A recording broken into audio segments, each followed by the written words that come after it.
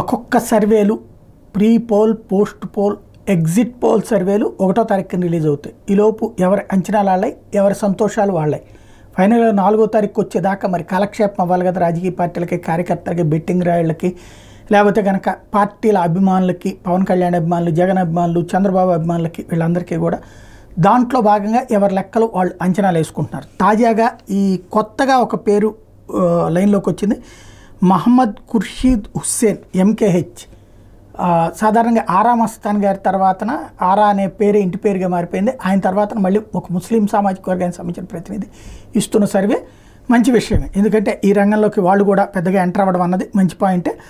తాజాగా వైఎస్ఆర్ కాంగ్రెస్ పార్టీకి 110 నుంచి 116 స్థానాలు వస్తాయని 52% ఓట్లతో, క్రిందటిసారి 50% ఓట్లతో వైఎస్ఆర్ కాంగ్రెస్ పార్టీ 150 గెలుచుకుంది. కానీ ఈ దఫా 52% ఓట్లు వచ్చిన 110 నుంచి 116 సీట్లు వస్తాయని ఈయన అంచనా వేశారు.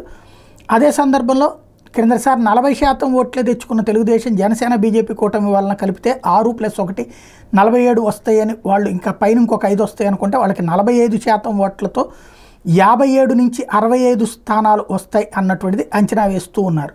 ఇది ఎంతవరకు వాస్తవమో 4వ తారీఖు తేలుతుంది.